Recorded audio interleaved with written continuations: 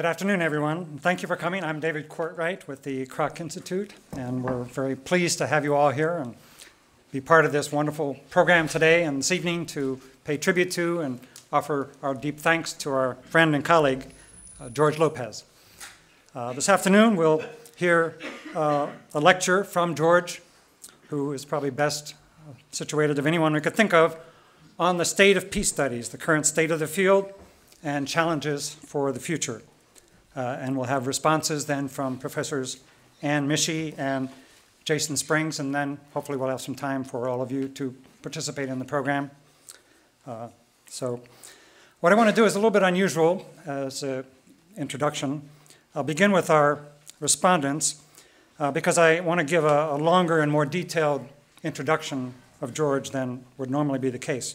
So our first respondent, as I mentioned, is Ann Michie, who's a professor of Peace Studies and Sociology here at the Kroc Institute, who began her work here at the Institute last year and focuses on social movements and democratic politics, examining their implications for peace building, social justice, and social change.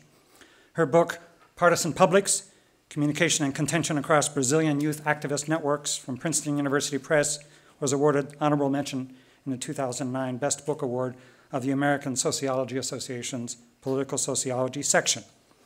Her articles have appeared in International Review of Social History, American Journal of Sociology, the Annual Review of Sociology, and many other journals. Jason Springs is an associate professor of religion, ethics, and peace studies here at the Kroc Institute. His research and teaching integrate religious ethics with moral philosophy and political and social theory, with specific attention to modern European and North American contexts. He is the author of Towards a Generous Orthodoxy, Prospects for Hans Frey's Post-Liberal Theology from Oxford University Press, and co-author with Italia Omer of Religious Nationalism, a Reference Handbook. My main task here is to introduce George. Of course, he needs no introduction to us. And normally, as you know from my style, is to be rather brief. But I think this is indeed a very special occasion, so I beg your indulgence as I try to offer a more fulsome introduction to George. He is the Reverend Theodore M. Hesburgh, CSC, Chair in Peace Studies here at the Kroc Institute of International Peace Studies at the university. This year is completing his 28th year as professor at the university. In August of last year, he moved to Washington to become the Vice President of the United States Institute of Peace, Academy for International Conflict Management and Peacebuilding.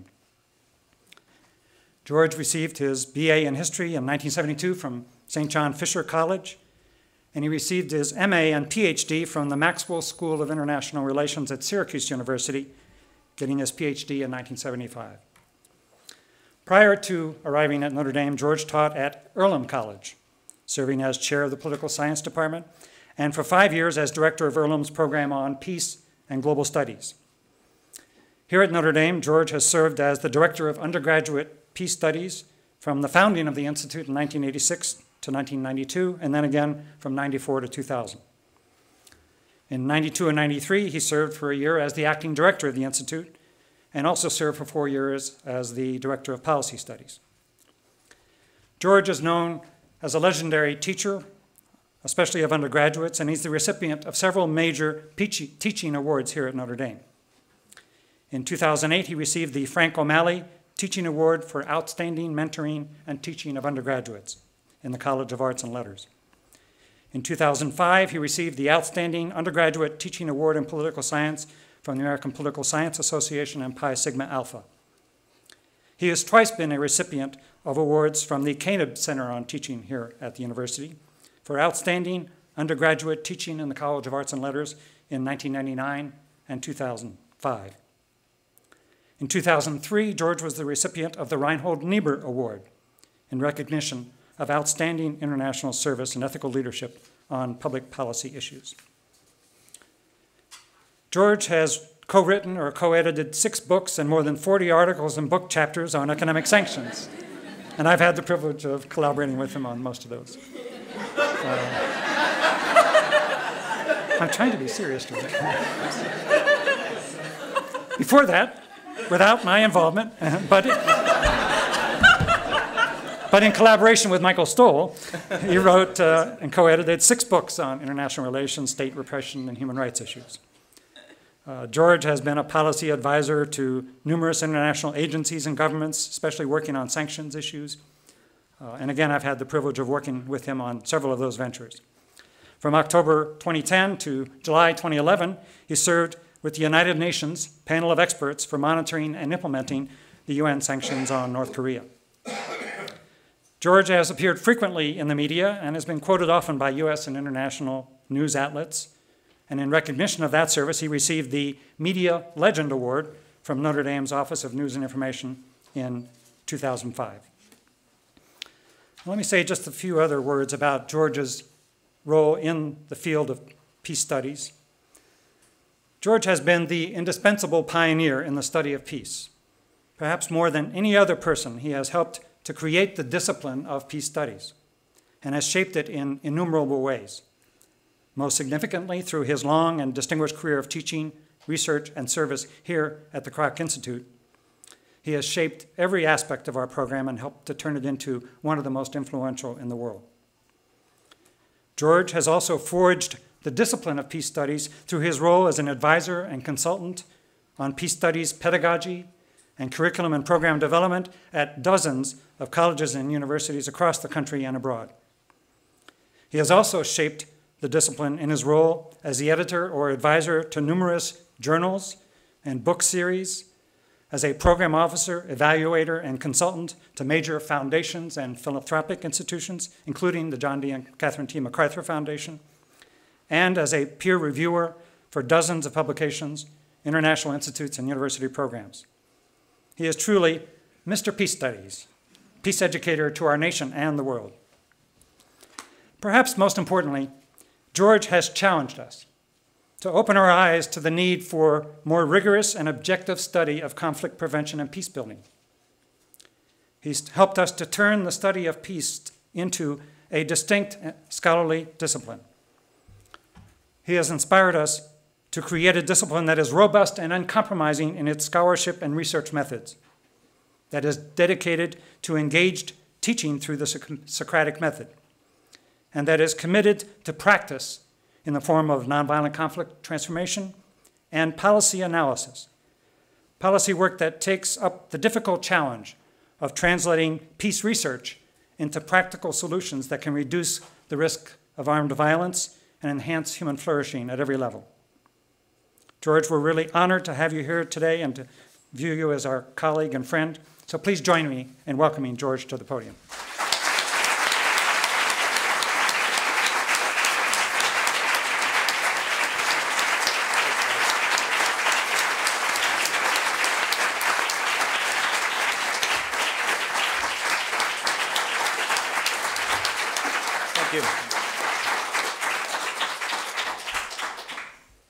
The dilemma, of course, is I know after the talk the applause will be much less enthusiastic. If there are about 130, 140 people here, I probably owe 140 thank yous. So, but we've learned in peace studies, you move beyond the thank yous. We're here for something else. The personal is political, the personal is local and global. And what I'd like to do is to share with you some dimensions of that today. When my good colleagues asked me to reflect on peace studies, current state of the field, and the future, the truth is I couldn't find the email as this time got closer. And so what kept sticking in my head was peace studies, past, present, and future.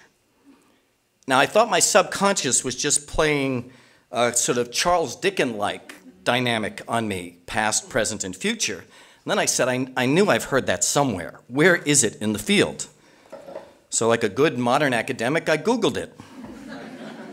It turns out that in July of 1989, the American Annals of Political and Social Science published an edited collection, Peace Studies, Past, Present, and Future, edited by George Lopez.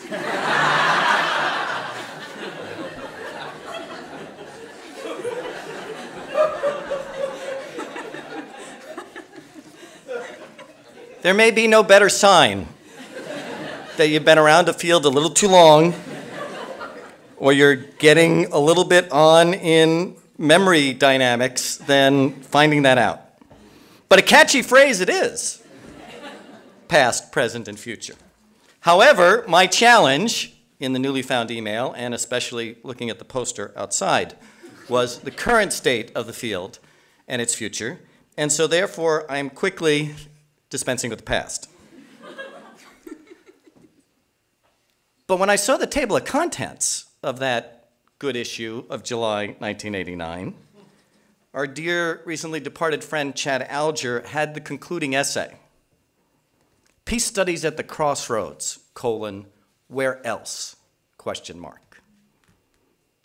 It's always in the favor of the person at the podium to say, today I'd like to talk with you about our field at the crossroads, because it draws much more importance to what you're actually doing than what you may in fact be offering and doing. But I'm struck by the fact that 25 years ago, some of the same dilemmas about the nature of our research, the quality and direction of our training and teaching, and the relationship of both of those to real coming of peace and peace action were at the forefront of what we worried about. So it's appropriate to worry about that today, and I'd like to reflect on that with you for a while. First, for those who thought they were at an early graduation ceremony and have walked in and are now trapped in something called a Peace Studies lecture, let me begin with a kind of a definition. Peace Studies is the blend of the findings of peace research with peace action and peace education, each of which derive and feed one another.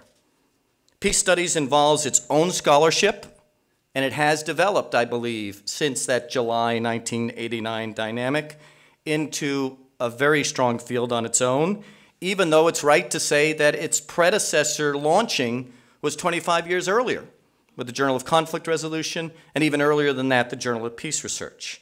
So Peace Studies as a study of the problem of violence and how to overcome it is, in fact, an area of research, teaching, and action of its own. It is also incredibly benefited by the feed-in, the interlocutor of other disciplines. And one of the marvels, I think, of, for those who have been around a long time, like Bob and myself, the difference between what peace studies looked like in 1986 and what it looks like now is that we have been able at Notre Dame and at Kroc to dramatically inter-institutionalize the way that disciplines feed into the base of knowledge, findings, concepts, and challenges to peace studies.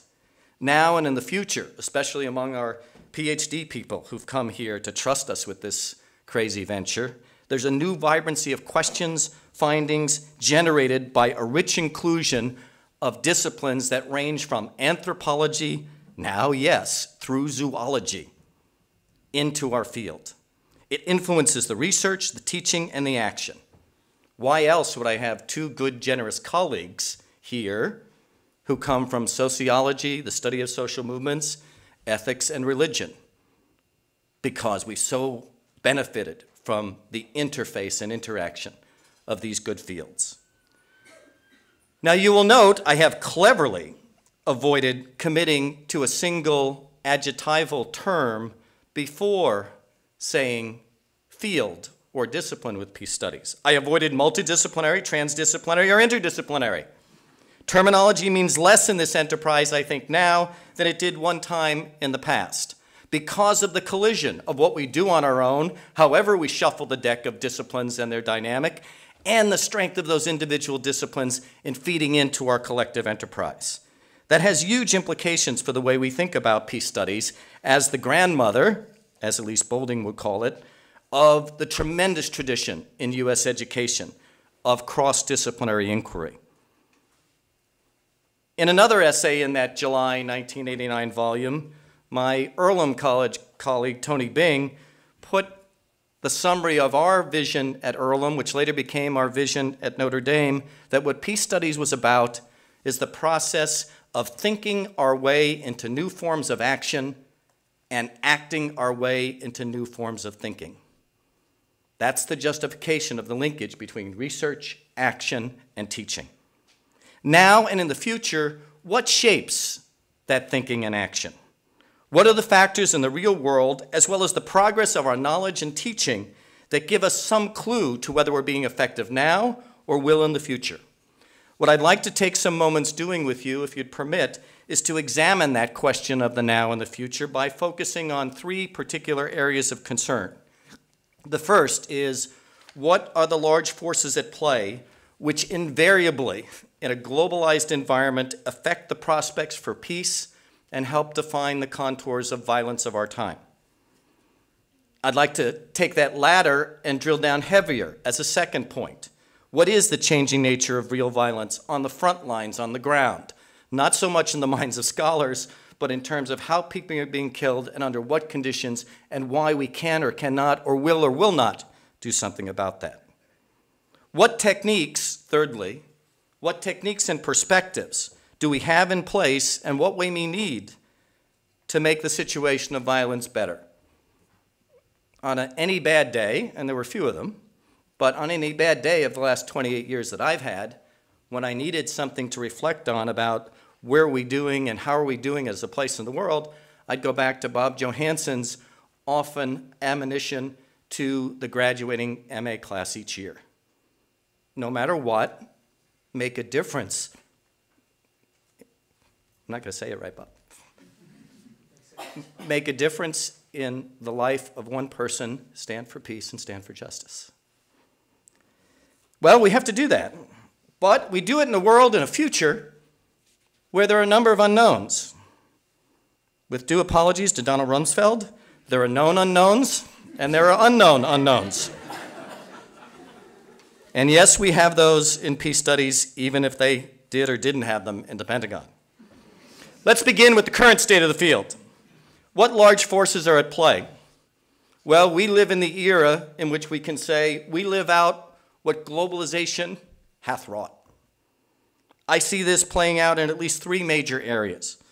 The first and most significant is globalization underscores for us the failure of something called the state system to produce larger scale entities that can protect people and create conditions for their progress, their safety, and their living out a good life.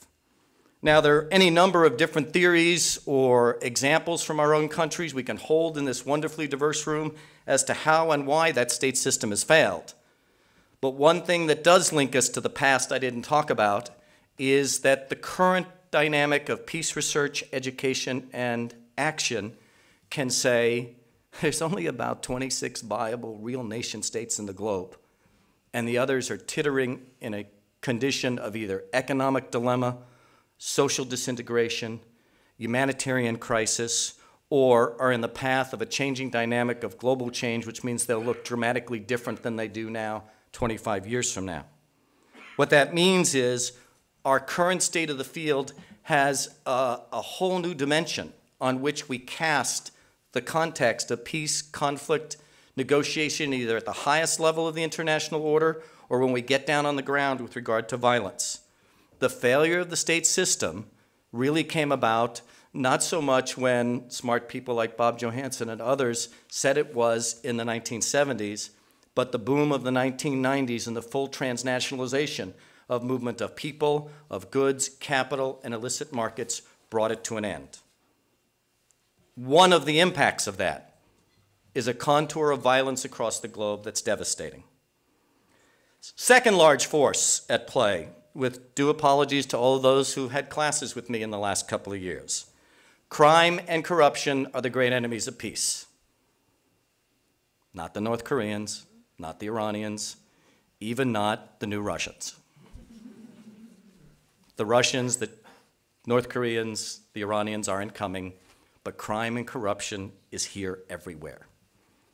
The deterioration of the fabric of the international trading order, in which you can have wide-scale trafficking in persons, nuclear materials, and a variety of other dynamics that undercut the prospects for peace and security, is something that's been under the radar of peace research, peace training, and peace action. But the last action dimension has dramatically caught up in the last 5 to 7 years. Some of us in this room came to our profession, especially if we were researchers, thinking about where's that good data? Correlates of War Project, the Polity data. If we're interested in human rights violations as the specter of violence, where's that Amnesty International yearbook? So we can get the data to describe and test our theories, etc. The most critical data books now are Transparency International Annual Index and the World Bank reports that show the corruption index. Take a look at the top 10 rankings in there and you see some of the most violent countries in the world. I want to talk a little bit more about this in terms of the future. Third point, in terms of what's the large forces at play. Yes, the Cold War is over. Yes, there are a number of different ways in which big war has ended, but we are a world awash in weapons. How is it possible that one of the poorest countries in the world, South Sudan, is a killing field? How is it possible that the poorest country in our hemisphere, Honduras, has the largest murder rate, not just in the hemisphere, but in the world? Because we're countries awash with weapons. And I would link back then to a cluster of the demise of the state system, the illicit networks and crime and corruption, to link those together. What does this mean in terms currently of the changing nature of real violence on the ground? Very big dilemma for us in this field. Yeah, give Steven Pinker his due. War, as a general dynamic factor, is in decline. Overall global deaths from war are in decline. But when hot violence rages, it is more terrible, more devastating, more dynamically, locally hate-filled than any of traditional war. It has put an incredible burden on the prospects for peacekeeping troops to make a difference, for peace actors nonviolently to be other than victims, for humanitarian workers, as our own Larissa Fast notes in her recent book, to be targets, in order for local actors to reject every aspect of international community reach, including basic principles of humanitarian concern and law. Peace enforcement seems to be what we were left with in many of our recent years, rather than the ability to do peacekeeping or peacemaking. I see a linkage, quite honestly, although I won't make all the linkages for you, that one of the fastest growing areas in the United States for peace studies students enrolling in new peace studies courses is in programs in criminal justice. Why? Because in our own country it raises questions of the whole logic, justice of the criminal system and the treatment thereof. One of the best things I heard since I've been back was Pat Reagan's wonderful account of his time teaching this semester in prison. Not because he was in prison, but because he's a good soul. I wanted to clarify that. Because he's a good soul and he went out to others. And I don't want to make light of that, but it's very serious. But that kind of work, the notion that state police officers feel they're too often faced only with confrontation and they need a way to deal with it. The notion that the topics can range all the way from people like Jason's expertise of restorative justice to the ICC to how you do community policing so that maybe our dear friends in Belfast might get it right about getting Catholics and Protestants together. It's all linked. So it's not surprising. But who would have thunk it that in 2014, we're here talking about policing as one of the critical peace study skills. This is the nature of violence to which we've been cast. What about our techniques? Well, I still want to make a strong argument for standard, high-quality research. Whether it's cross-national data-based, cross-time data-based, or it's the incredible injection of energy, insight, and method that anthropologists have brought to us in interesting case studies.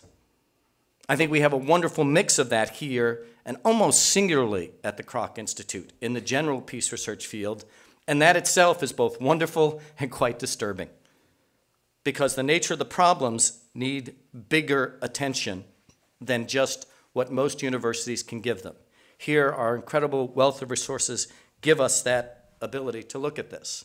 But even beyond our own work here, what else is very, very interesting and exciting with regard to the techniques of research as they impact training and action? The first and most important, some of us in this room saw last year, and you'll see again in her research partner coming next fall to you, which I'm delighted. You had Erica Chenoweth talking about the analysis of civil resistance. Under what conditions does nonviolent civil movements really achieve their goal? And guess what? They're much more successful than violent movements. And you'll bring Maria Stephan for the Yoder Dialogues and hear more of that conversation in terms of the prospects and interest in nonviolent resistance. So important in terms of the large trajectory of peace studies and peace research. Why? Because in the 1960s and 70s, the boom in peace studies came from the nonviolent direct action and civil rights campaigns. That nonviolence is still a part of what we are, but now it's more globalized. And now, of course, with Assyria and in Egypt, we also know just how terrible it can be. The questions we faced in the 70s or the 80s or the 90s, where some very good student, maybe not of your peace studies persuasion, would ask you, yeah, well, what would have Gandhi done against Hitler? What do we do against Assad? Do people stay out there and get shot by snipers? Do you continue to get bombed in the dead of night? What's the new techniques of nonviolent resistance that can make nonviolence a viable strategy of social change? I think the work being done in PAM is absolutely critical to the future, but I'm still in the present, so I'll go there a little bit later. But I meant what I said before in terms of the range of activities in the disciplines between anthropology and zoology. One of the things I was most disappointed to miss this semester is Augustin Fuentes' talk on what we understand by the dynamic between sociobiology, zoology, and a number of these other changes about what we understand about violence. I can't make the claim because I don't know who that researcher is, but in the same way that in other fields, we've gotten back down to the search for the most critical genome as a way of helping us in so many fields, it may be that at this current moment, our leap to the future is searching for that other great growth device. What is the nature of peace? What is the nature of the new techniques that will sustain it, given the challenge of violence we face? I want to add one other dynamic about technique, which isn't shared by a lot of the field, but is, I think, very close to our enterprise here. One of the things that's most dramatic about the last decade to me is the decline, maybe partly because of the terrible violence we faced, in the importance of the moral and the ethical. Maybe it was, in fact, easier and even more fun in the 1970s and 80s to debate just war, to debate the just war characteristics of nuclear weapons, or of terrorism, or of the like. There was certainly lots of academic fodder for that in libraries, journals, and halls like our own. But there's not a lot of ethical debate about what is Assad doing, or how long the war has gone on in Central African Republic, or the kidnapping of women and selling them as slaves. Nobody's going to take that part. But where's the moral compass? I give my colleagues David and Jerry and all of Kroc, of course, tremendous credit for being able to revisit and do what you did out of Stanford 2 weeks ago to this notion of, if there's going to be a downturn in nuclear weapons, all the other logic has gone out the window. Let's go back to 1983 and say there's an ethical argument. In a world that's awash with weapons, where Hondurans can kill Hondurans at record number, the logic of having 4,250 weapons of mass destruction poised at one another can only be tackled by moral and ethical logic, and more power to you. The current situation looks a little bleak, doesn't it? Thanks, George, for the downer. I don't know whether it gets worse or better in the future. That's one of our unknown unknowns. But what I do know is that there are big trends that have revealed themselves that we're starting to focus on that deserve some attention. We already know about the political debate about climate change, but it's very important to understand the blend of social science with climate research, whether it be the Toronto School that shows us now that originally we focused on hate speech as the driver for genocide in Rwanda, but if you want to run the clock back 3 or 4 years and you look at the deterioration of the climatic conditions that led to less arable land, that led to more movement of people, which led to more unbridled and unresolved conflicts, which then led to the hate speech and then led to the genocide, the cycle looks dramatically different about what the causal agent is. One of the best essays of 2011 was in the Bulletin of the Atomic Scientists, in which one of the young journalists studied the same patterns of changes in Syria from 2009 to 2011, and a dramatic movement and pressure in cities of Homs and elsewhere, and the unwillingness, if not slight, secret repression of the state against that. There were plenty of reasons for people to turn out in the squares against Assad, but what generated and drove that may have been climatic change. Now, unlike some other areas of drivers of violence that we can acknowledge by research, this is a big, hot political potato. Certainly in the place where I now live, but I will add a new dimension to it, for example. One of the things I did at 2:30 is I went over and stood in the line of retiring faculty, had a wonderful time to take a picture with Father John. A good colleague who will remain nameless, also retiring this year, was in an argument with a colleague in front of them about whether or not global warming existed. Fine. The point is, if there's still debate and there's still political dynamic, then there's not likely to be action. We do exploratory and invasive surgery, we do engineering, we do any number of other things on the basis of partial but best guesses. We may need to do this as well on the basis of partial best guesses. The climate change dynamic is the future for looking at harsh violence. One of the more compelling additional trends I came across a couple of weeks ago in the new book by David McCullen. David McCullen, some of you will know, has an interesting past, very involved in counterinsurgency discussions with regard to Afghanistan, also involved in new dimensions of thinking about how you deploy peacekeeping troops. But his new book focuses on the movement of what he calls the urban century and the urbanization of life in the globe. By 2070-something, 90% of human beings will live within 20 miles of the ocean. Now, you can go back and say climate change, movement of seas, that's not a good idea. But more importantly, the movement and collection of people dramatically changes the propensity of violence. There are some of us old enough in this room that we did study in graduate school Chuck Tilley. And we learned that one of the things that happened when peasants came to cities in 19th century Europe is the reason they may have participated in the 1848 rebellions or others thereafter was not because they were crazy, frustrated, and suffered from enemy, but the city provided an organizational framework for them to express grievances, and they joined groups that helped them do that. Very important finding in the social sciences. You get an A in your comparative comp and poli-sci if you know that. McCullen tells us something else. What happens now when people come to cities is they come to burgeoning communities that live on the outskirts of organized life because it's been impossible to keep up with the pace of this, and what they meet is various factional and armed groups who patrol the favela, more or less, because the city and state police don't do that. They're outside that. And when these armed groups patrol the favela, of course they admit new people, they demand some loyalty, they demand a fee, and militias and militant and armed groups run the show. Under those conditions, if you're going to survive as a new urban dweller, you are either with them or against them. If you're against them, you don't last long. So there's increasing growth of the armed dynamic, whether it's in India or Brazil or China.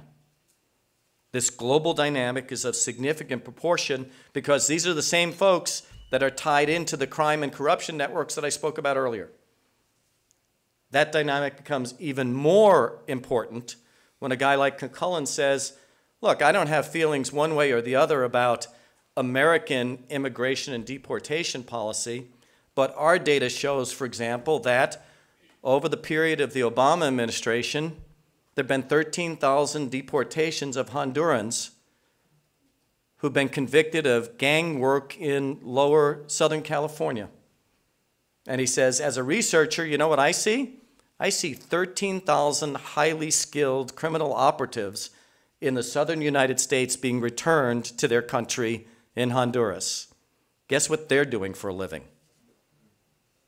The new peace challenge is not global war, it's not nuclear exchange, it's not even the invasion and subversion of the nation next door that you want to reclaim for your empire. It's the transnational dynamic of armed actors who see no need or desire or even the presence of a state or any of the international norms that underscore it. Now, having said that, we also know some other big trends happening in other areas. David Courtwright and his colleagues are right in their forthcoming book.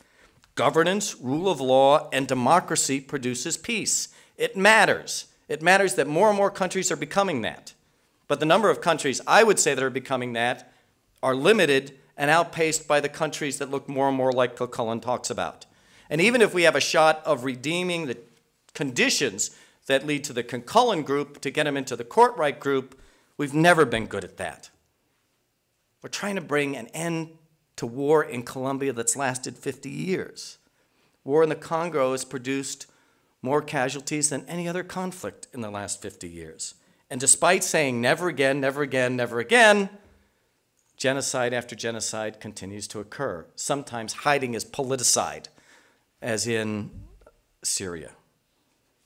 And when you layer on top of that, it's not about nation states anymore, George, but the United States and Iran now enter their 36th year of hostility. It took us 23 years to repair our relationship with Vietnam. How is it possible that we're approaching 4 decades with the Iranians? I told you crime and corruption are the great enemies of peace, and I've given you some examples. That's going to be the future. I'm wrong. Crime is its own problem. Corruption's the only problem that some can document. In fact, these things have now split. Best analysis of Ukraine has nothing to do with Putin flexing his muscles, a greater Russia, ethnic realization. Read some commentaries by Juan Zarate, who used to work in the U.S. Treasury Department. It's about keeping the criminal networks in Ukraine that are pro-Russian intact. And we have to understand those dynamics. Corruption, I thought, was always related to crime. Sarah Chase, out of the Carnegie Endowment for International Peace, has now shown us, no, corruption's a dilemma in and of itself. You don't need transnational dynamics for that anymore, because what happens is that certain local officials, when the economy isn't strong enough to have enough illicit networks, because there's no natural resource to cheat on, there's no long-term investment, they will invite secondary, smaller countries to invest in them, and then they'll take over the enterprises for protection purposes. So they simply suck the country dry. And her data shows that of the last 13 major internal violence dynamics, that is, when citizens start killing other citizens, it's in countries that are in the highest of the recent corruption index. So our drivers of violence bring this intense connection between the local, the economic, and the lack of morality in the treatment of one's fellow citizens or any rules of exchange of goods, services, or something like the rule of law. It can get even worse if you begin to think about the role of diaspora communities in certain conflicts over the last couple of years, where whether it be Sudan or Sri Lanka, what we saw is that the source of funds for large-scale sophisticated hate speech came from outsiders who hadn't lived in the country for over a decade. But by God, they retained those hates. And they had the ability to commit them transnationally to the fray. This puts a huge challenge in the future on our techniques. There will continue to be a demand for the qualitative and the quantitative, but what do? I'd suggest a couple of things. The first and most important, the burden we carry in the academic community. We have to close the gap between the research we do and the policy needs of yesterday, today, and tomorrow. We need more policy-relevant research. We need to bring the diversity of our techniques, the small findings, the accumulation of the findings into the arena. There was a period when we did this, transferring Burton's and Mitchell's controlled communication workshop across a whole range of possibilities of peace building. The single text negotiation of Roger Fisher and his colleagues, applied at Camp David. We had a whole array of these things in the first 25 years of peace research, and now some of them don't seem to develop. So where do we go? Well, the first is go back to techniques. I can't tell you how delighted I was to see Julie McFarlane run a workshop here with many of you in the master's class on dialogue. Facilitated dialogue is the highest in demand technique internationally of either international agencies or mediators. It's the largest degrees of requests we get at USIP. We're trying to be drawn into 4 big national dialogues, particularly given the efficacy of what was done with national dialogue in Tunisia to keep the peace. Like those older techniques, there's a leap that has to be made. First and foremost, how do you make what works in the community work nationally? You can run 4 or 5 groups and bring peace in a local community. Can you put together 120,000 trainers to help do facilitated dialogue across an entire country? Well, I'd hire about 3 dozen people in this room to go train the trainers to do that. We can do that, and we may need to do that. We have to run lots of things together. Training in civil resistance and nonviolent direct action that's more effective than the Syria case when people thought, looking at the examples of elsewhere, why don't we just all gather in the square every Friday and protest, and things will change. Listen to Maria Stephan when she's here next September about what you can do about that. If the state is in fact in decline and will be more so, and crime and corruption operate, then we have to begin developing new training techniques for police and armed forces to understand norms, actions, and fundamental rule of law.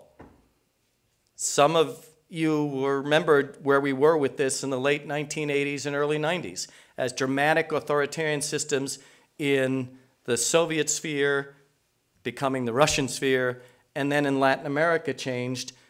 The folks you worked hard with in Amnesty International or the watch committees to document the abuses of these nasty troops and these terrible police systems became the very people you had to go train 2 years later, because there was going to be no way to stand up a real rule of law and rights in that country without that, and without the understanding that reconciliation and a dynamic of this kind is necessary.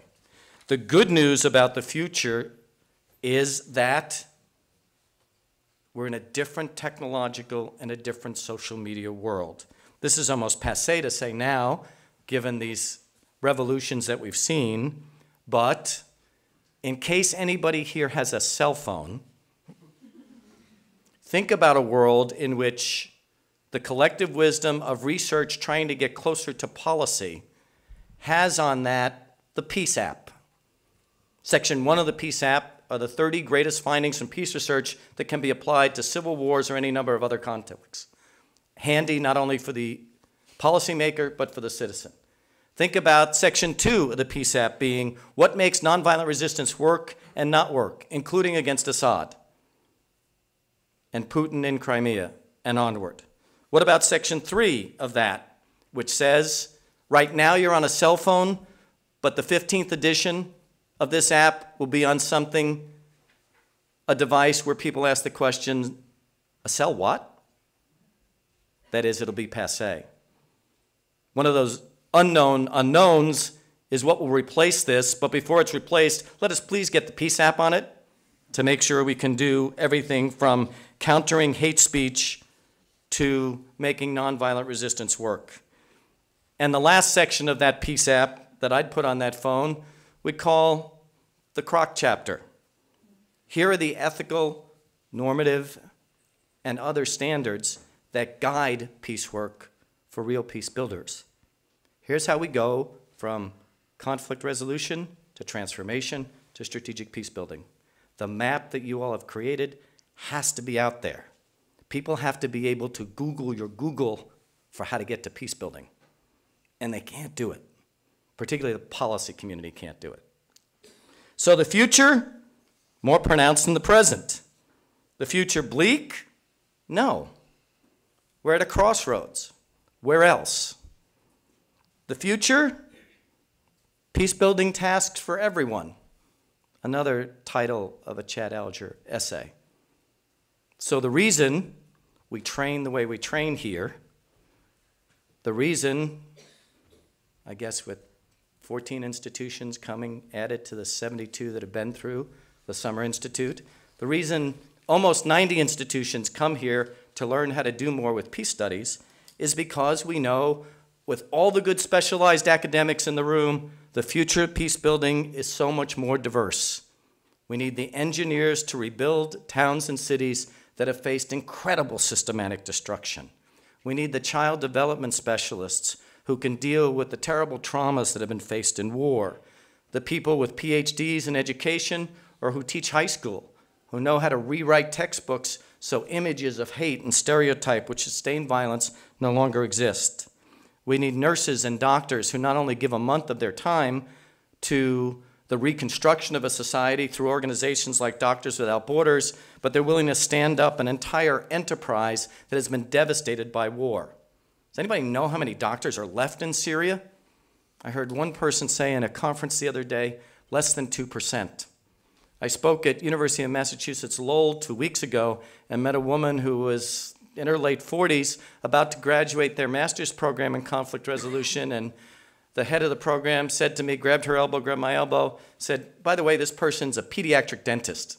She spent a month in Rwanda, and before anything else could happen, the woman said, do you know there are 6 certified dentists for children in Rwanda? 6. So who are the new peacemakers? Dentists for children in Rwanda. Climatologists, criminologists, even economists, particularly those with a focus on crime and corruption.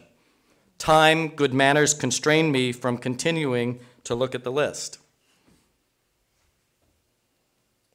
I'm going to turn it over to my good colleagues, but I can't resist saying that I find it curious that when I entered my first peace studies class in the fall of 1975 to teach political violence and world order to about 120 Earlham students in a large auditorium, I was glad that they were all abuzz and talking to one another because they didn't hear my knees knocking in that first collegiate task. But I remember the task our emerging committee gave me. Teach about terrorism, particularly the groups that have emerged, but don't forget the terrorism of the state to kill people at will and indiscriminately. Teach good conflict resolution techniques in their varied form, and teach that it's a world awash in arms. Yes, the more things change, the more they remain the same. But the fact that peace studies has not only survived but thrived gives us a dynamic that those linkages and the victories we had have been substantial. We can never prove the non-event, but I can guarantee that from the techniques, the approaches, the knowledge, and in particular the linkage between research, policy, and practice, we've made a difference, and of course we know we have an obligation to make more as we go on. Thank you very much.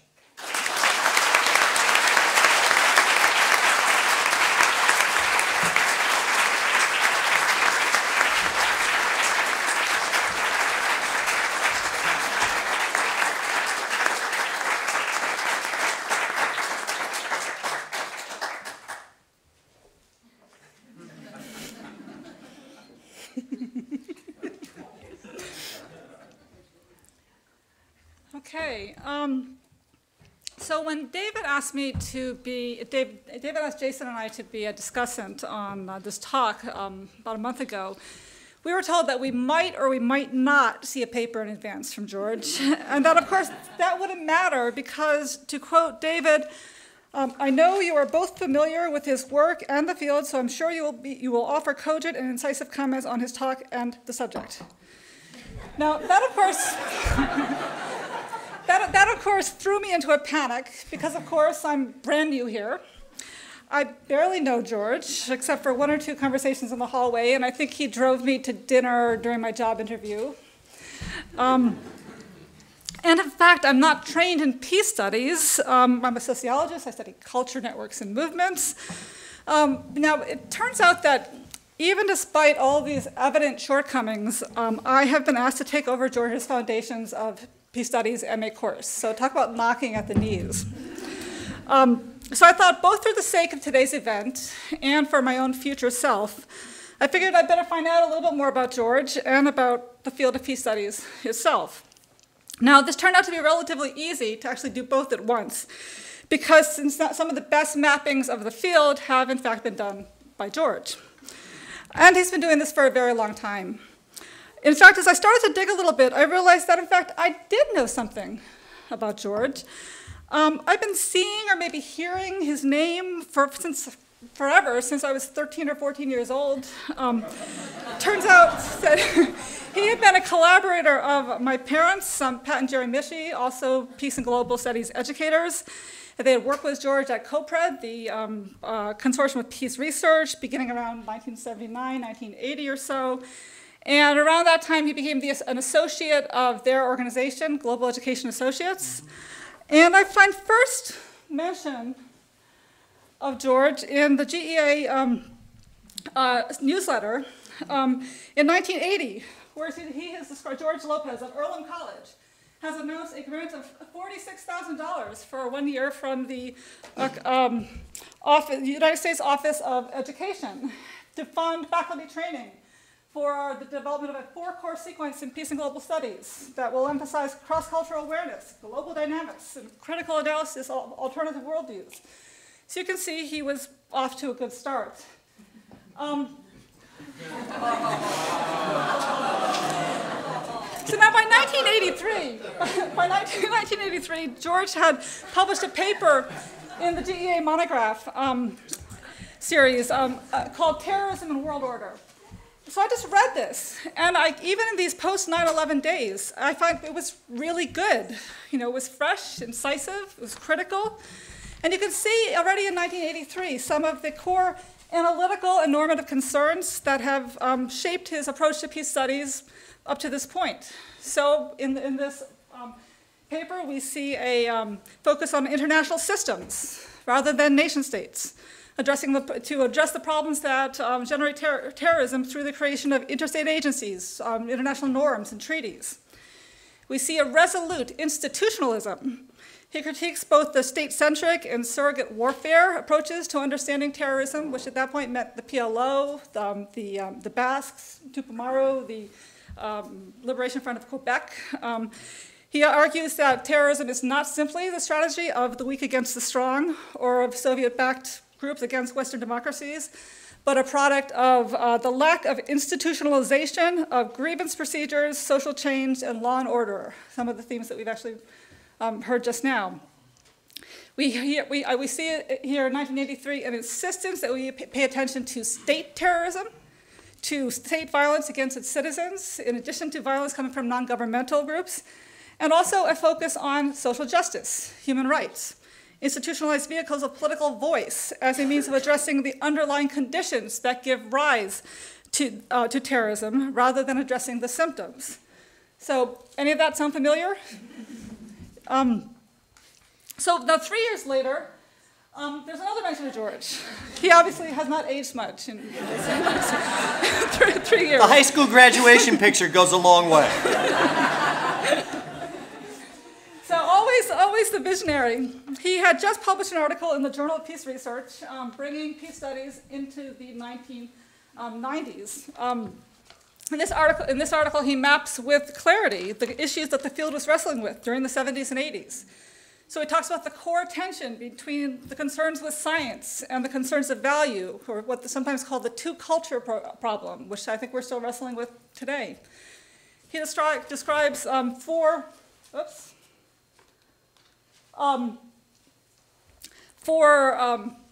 branches of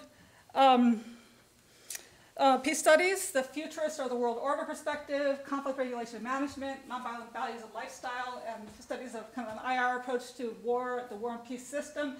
He does a study of how many 52 peace studies programs around the country, and he shows that there's more or less balance between their focus on these various areas.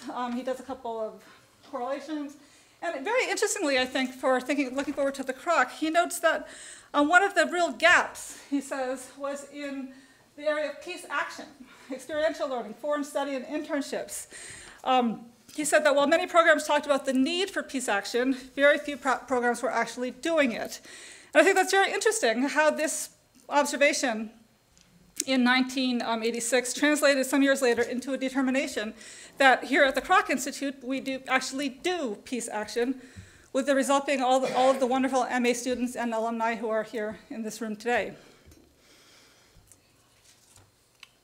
So 3 years later, he's had it again.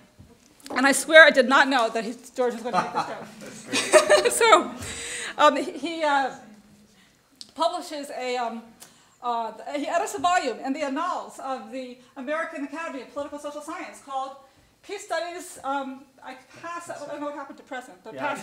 past, present, and future, in which he provides a very nice mapping of the field. And here he has apparently really aged in 3 years from the 3 years before. Actually, I think that was from about 5 years ago.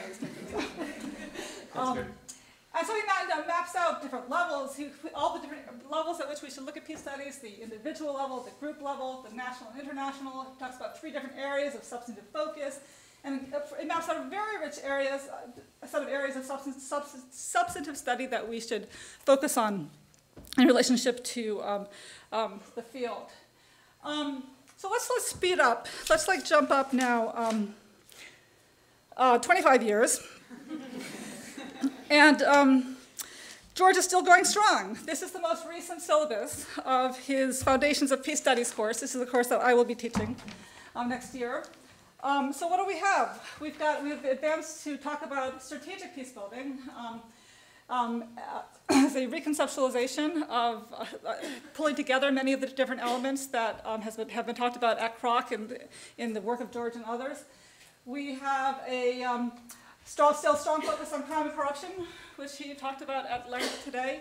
He had a couple of weeks on women, on violence and the gender perspective on war and peace building, which is a kind of critical area in which the Kroc hopes to move in the next few years. But still focusing on disarmament, demobilization, reintegration, human rights, peace, humanitarian assistance, and also focusing on climate change. Again, another area that the Kroc very much wants to move into in the next few years.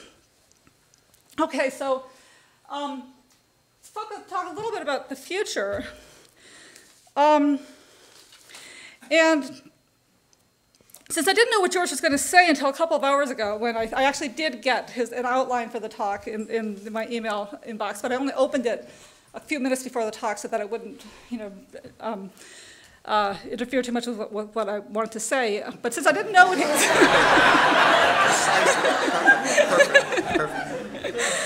since I didn't know what he was going to say, I feel empowered to instead talk about what I've been thinking about as I've engaged with my colleagues and my students at the Kroc Institute over the past year.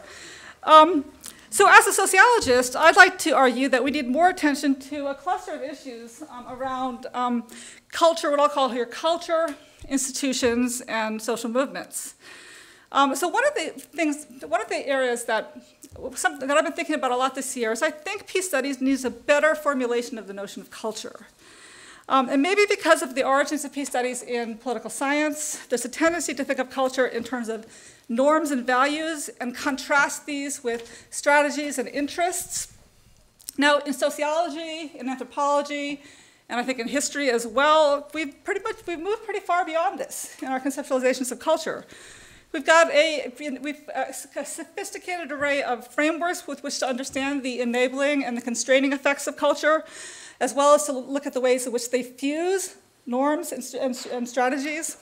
We talk about culture as habitualized practices, as identities and narratives, as repertoires of action, of communicative styles, of cultural and symbolic capital, forms of cultural domination. Now, these approaches to the study of culture have not yet made their way into the core of peace studies, and I think we need them. So I'm hoping that with the increasing cross-disciplinarity of the Kroc Institute, that this will be an important area for us to develop in the next few years. Now, somewhat related to this, while I praise George for his resolute institutionalism, I think that the field could benefit from a more sociological approach to institutions. Not just as top-down, goal-oriented, mostly elite-driven entities, but as informed by culture, by routines, by organizational templates, as operating at all levels of society, not just at the top, as changing very slowly and often in fits and starts. Now, I think this is critical for understanding the difficulties of institution building in post-conflict settings, as well as in situations of democratic transition or political reform after nonviolent civil revolutions, such as we're seeing really painfully in Egypt and the Ukraine. A richer, I think, more culturalist understanding of institutional change can help us to wrestle more effectively with the reconstruction of local communities, government agencies, political parties, legislative process, legal procedures, and the rule of law, all of the kinds of things that George and others have told us are essential to strategic peacebuilding. Now, finally, I think that we need more attention to social movements, and George has mentioned movements a bit here. But I think we have to move beyond only on looking at social movements in terms of nonviolent civil resistance, or even as a kind of this tendency to kind of include social movements as the final item in a list of the various entities of civil society. As a kind of a somewhat marginalized subcategory of civil society. Now, just in the past 4 years, we've seen social movements in the headlines almost every day. We've seen from Occupy to Tahrir Square, Gezi Park, the Indignados in Spain, anti-austerity protests. Last year, the protests in Brazil, heartbreakingly in the Ukraine now. And so if we take seriously the call in the strategic peacebuilding approach to construct what John Paul Lederach and others call just peace, including legal, political, cultural, and economic justice, we need to recognize more squarely that social movements are often the carriers of calls for justice, even in situations in which they flirt with and sometimes escalate into violence. Now, to understanding these dynamics is, I think, really important. Now, this can run counter both to the security concerns of the realist camp of peace science, as well as to the foundational values of conflict resolution and intergroup dialogue that underlie the normative branch of peace studies. But I would argue that peace studies really needs a deeper engagement with the recent social movement scholarship. So, like over the past few decades, you mentioned Charles Tilley. He was my dissertation supervisor. So I studied very recently with Charles Tilley. And so he was developing a broad understanding of not just social movements, but of contentious politics that incorporates all different levels of political contention, social movements, revolutions into one kind of dynamic category. And so we've developed an extensive arsenal of mechanisms and findings that could be brought to bear on some of these studies of peacebuilding, including studies of recruitment, mobilization, the radicalization and the institutionalization of movements, mechanisms of brokerage and coalition formation, repression, various dynamics of state-society interaction. So we've really only barely begun to explore this cross-fertilization here, and I'm really excited to help develop this conversation in the coming years.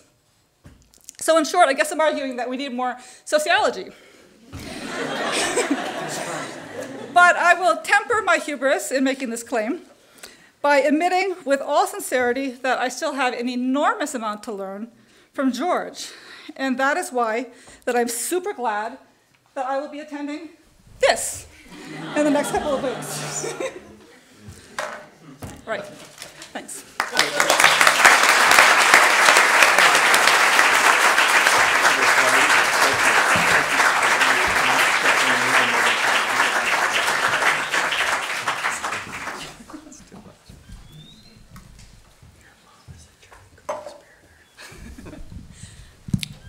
Thank you, Anne.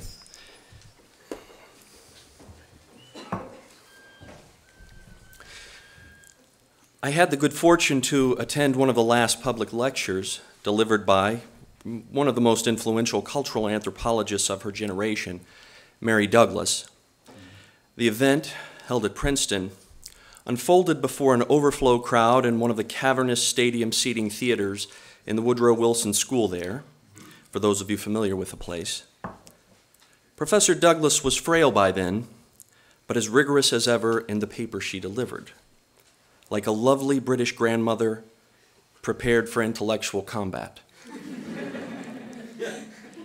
The event was a homecoming of sorts, and though exacting in his comments, the faculty who responded was not shy in celebrating the occasion.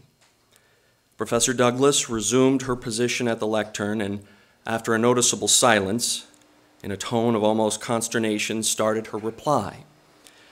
"You know," she said, "you make it very difficult for me to argue with you when you say such nice things about me." With this in mind, I begin with a disclaimer. George, if you find the following remarks make it difficult for you to argue with me, you have my apologies up front.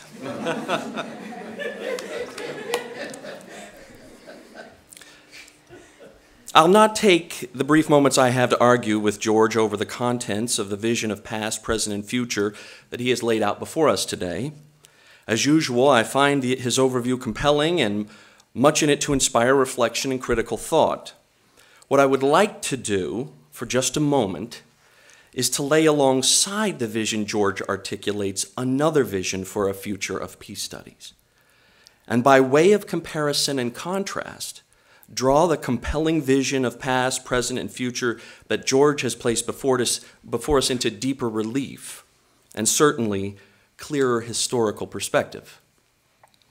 So to begin, I quote, with only slight adjustment and a smidgen of editorial paraphrase. "The purpose of university peace education is to produce citizens capable of dealing with threats to peace, justice, and human dignity in their lifetime. Given the perennial discrepancies between the visions and realities of peace education, the realities that stand between that which is envisioned and the realities of carrying that which is envisioned out, and the current wave of challenges posed to the university environment by national trends and changing circumstances, can peace studies programs remain vibrant, relevant, and capable of attaining their educational goals? The answer may be in the affirmative if those in the university peace education move deliberately on issues of substance and style in the peace curriculum. Now from this, 6 strong recommendations based upon rigorous assessment of the field follow. Briefly. First, now, innovative and serious work must be done in the areas of dispute settlement and conflict resolution, for it's here that techniques and processes of domestic dispute resolution might be applied to international conflict problems and vice versa. Clearly, the task of race relations mediator and international peacemaker are not exactly the same, but peace studies needs much more cross-fertilization of these approaches. Second, while international relations literature has a tradition that focuses on psychological variables, the systematic study of peace must draw upon the phenomenon of cross-cultural conflict. Thus, the study and integration of cultural anthropology and linguistics have been neglected, an imbalance that is dangerous.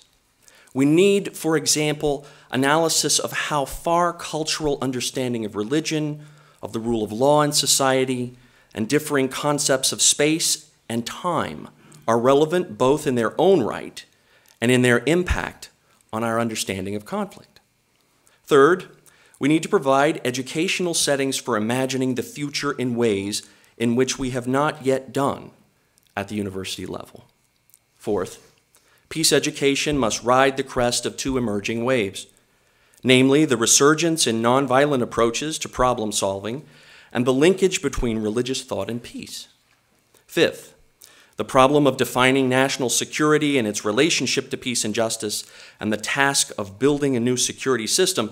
This will require experimental models in classroom teaching and draw directly upon the future imagining capacity mentioned above. Finally, it is essential that active and intense discussions of methodology and epistemology, because these run the gamut in the study of peace, continue and with new vigor. The agenda outlined above includes a host of methodologies: cross-cultural training, future imagining, the application of domestic techniques to international conflict, vice versa. The temptation to divide between quantitative and qualitative schools of peace is strong, and the two have bifurcated in the past. We must resist that tendency towards narrow specialization and must actively engage in a multi-method approach towards peace studies and peace education. Now that, in a thumbnail sketch, is the alternate vision I put forward. And I will not personally champion this alternate account, but rather leave it to Professor Lopez to decide whether or not he would like to address this author directly, and as we like to say in the field of peace studies, duke it out. Or perhaps, George, you will detect some echo of familiarity in this vision of the future. Many among us today, as I would, perhaps hear these as words of some young person who has picked up the strategies of peace and grappled with the challenges and insights there and then sketched possibilities for the future of peace studies in light of what he or she found there. That would be wrong, of course, for this vision is one set forth across the pages of the Journal of Peace Research by a young peace scholar at Earlham College by the name of George Lopez some 30 years ago. The future vision in question referred to peace studies in the 1990s. Now, why bother going to these words and dredging up the past? There are a couple of reasons I'll mention just briefly. The first autobiographical, the second conceptual. I stumbled across this articulation of the future of peace studies only a month or so after joining the faculty at the Kroc Institute, before I had any inkling of what strategic peacebuilding was, and still in search of identifying and cultivating the multiple ways that a young scholar trained in religion and ethics might learn his way into the field of peace studies more directly. To me, the passages above came like a note in a bottle. I actually had been searching for the article that appears just before this piece by George, one installment in the lengthy and field-forming exchange between Kenneth Boulding and Johann Galtung. I was refreshed and perhaps a little shocked to realize from this account how much I could see where and how my training and scholarly interests and passions could fall into the orbit of peace studies, and could do so alongside of and in conversation with an array of scholars and practitioners with whom I would otherwise not interact, not at least in a traditionally compartmentalized scholarly field and department.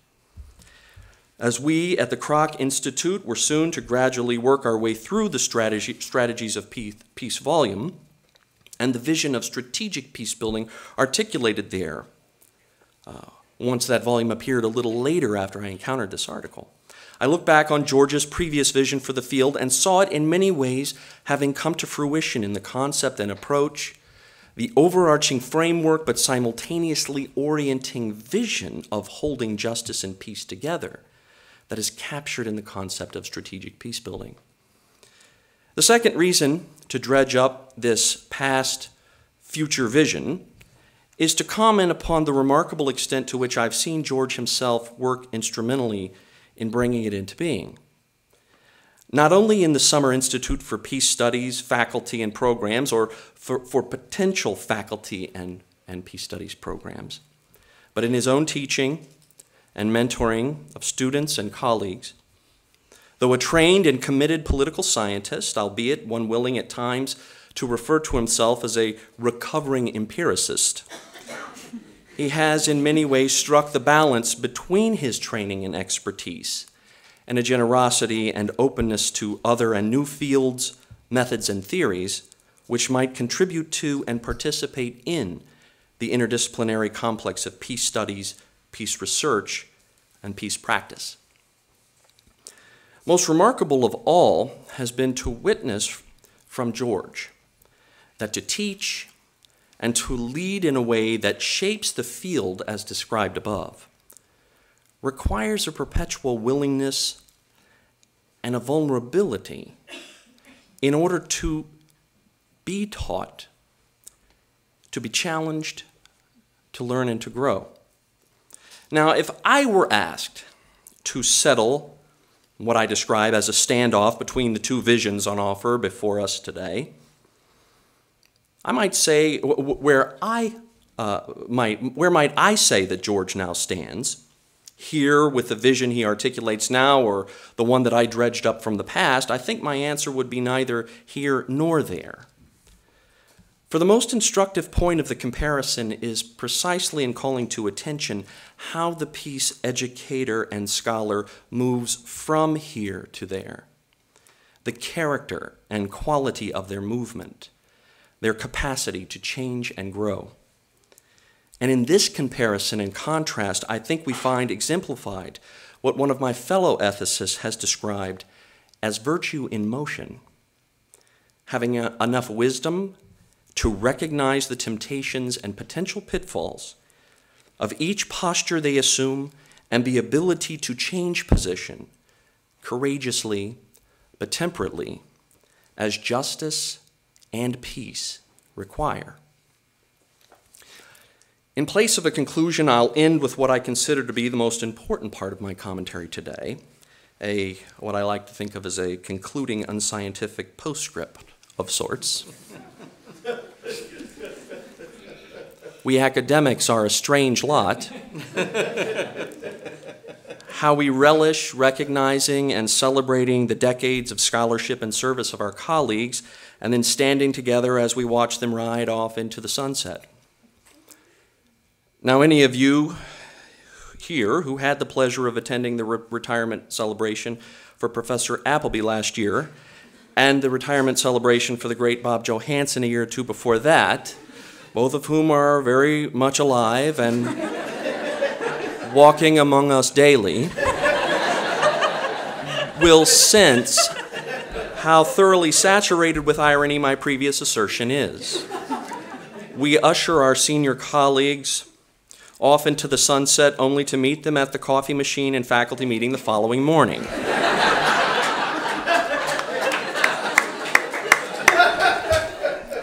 And so it is for our dear friend George. Professor Lopez, it's not just your legacy that looms large in the halls of the Kroc Institute and throughout Notre Dame. It's also a continuation of your presence here in the lessons you've taught, the students, staff, and faculty that you've mentored, in your decades-long shaping of both the field of peace studies and this place. A presence that continues on even if we now find ourselves following along at a bit more of a distance. Having said all that, I so relish the fact that I am one of the people who gets to say out loud and in public, for the decades of scholarship and mentorship and teaching, and most of all, your willingness to learn and grow before the very eyes of your colleagues, we ask that you accept our gratitude and our celebration of your accomplishments in these moments. And then, good sir, please get back to work.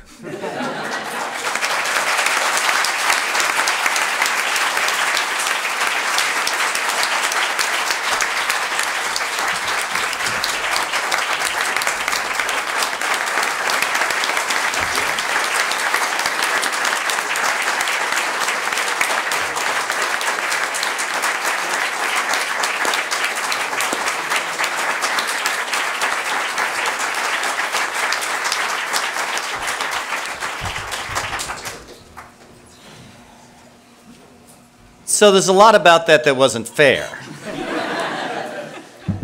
I mean, who was to know that in the 1970s, the struggling enterprise Global Education Associates had Photoshop long before its time to take your high school graduation picture and put it in those kinds of things. I mean, I'm never speechless, but close. And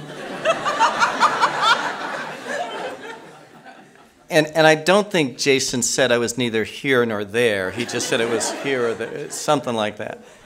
Now, I'm very grateful. I'm particularly grateful to these two good colleagues to have both the vision that he's not going to send us anything So we better go it alone and come up with something. There is something, even if you work with people for only a short time or they talk to other people, it was a good move. I'm grateful to all of you for being here, but there's a lesson in our laughter. The stuff that we do is sometimes so crazy, so terrible, so complex, and sometimes feeling so defeating. We need these times. So every May 9th, I'll come back and we can do this again. No. But it is interesting who will be number 4, 5, and 6 of the people that come through, retire, and then keep coming through, et cetera, et cetera. I am really, really very touched to have this opportunity. Our family is here in large number. Sneaky people came in from out of town without our knowledge and infiltrated this for suspicious purposes. Too many good colleagues and friends here that I didn't get a chance yet to give a hug to and acknowledge. This couldn't have been done, and Bob said it so well a couple of years ago, without a team, you know? And it certainly couldn't have been done without the vision of Father Ted. I think some of you know the story that ultimately brought me to Notre Dame. I'll just share it quickly. I was scheduled to be on a panel. You know, Anne went through the heyday of some of this stuff where my same picture was going everywhere to different places.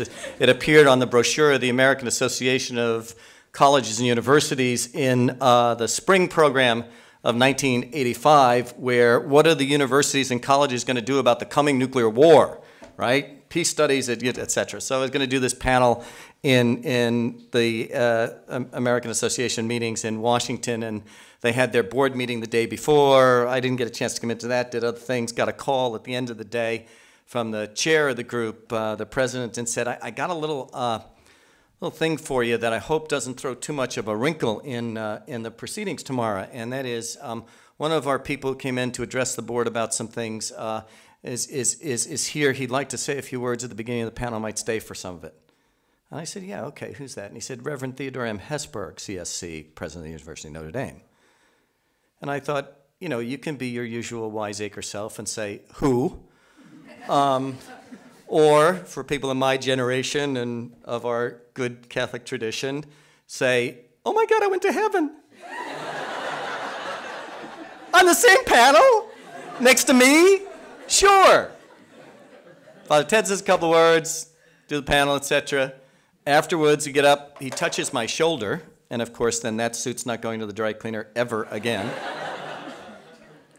And because, of course, I was at wonderful Earlham College, good Quaker liberal arts college, and us not having met before, he says, so you know you Quakers, you guys do this well. And that fine little place, Earlham College, you're not too far from us. We're going to call you, got to have you up, got to talk about these things. We want to do something big in peace, right? You know, and bar talk being bar talk, I thought, hey, this is good, this is fine, I can live with this. And he touched my shoulder, and I'll take off the jacket. It's fine. It's good. Another good day in peace studies. And sure enough, the following week, I get a call from Jack Gilligan's administrative person saying, we're creating a committee. We have this associate provost is going to chair it named Edward Malloy. That should generate a ooh out from the crowd. Poor Father Malloy is even forgotten as president and being, but great guy, Father Monk. And he chaired the committee, and we came up, did a bunch of weeks up here, one day at a time, and the committee was put together, and boom, there comes the program, and there goes Father Ted in November with this nice, interesting position paper, and the Good University Smart People in Development. It strategically positioned Joan Kroc right about the point where Jack Mullen is sitting, as Father Ted's talking about what the colleges and universities ought to do to prevent nuclear war, and the rest is a wonderful history. And to be part of that history and to be invited from that, and then to say you could take your jacket for dry cleaning because you're going to be like near him and with him, all that was good. And so we've been remarkably, remarkably fortunate in what we've been able to do in a field that could be gruesome but has lots of laughter and great colleagues. And events like this just underscore that for me tremendously. So thank you very much.